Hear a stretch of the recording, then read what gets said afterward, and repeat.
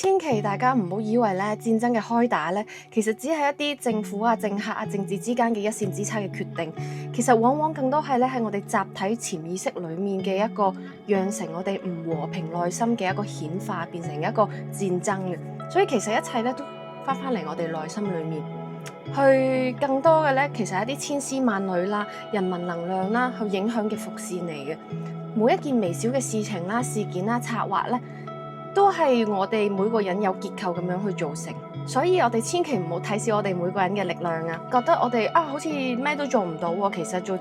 戰爭就唔關我哋事，好無力去帶動社會氣氛啊等等。其實我哋更加咧需要咧去自強咁樣正面面對我哋每日過緊嘅日常生活啦，點樣去正面思考啦，去諗下我哋點樣去每一日都過得開心啲啦、快樂啲啦，去療愈自己、療愈身邊嘅人與事，去學習懷有善良感恩嘅心。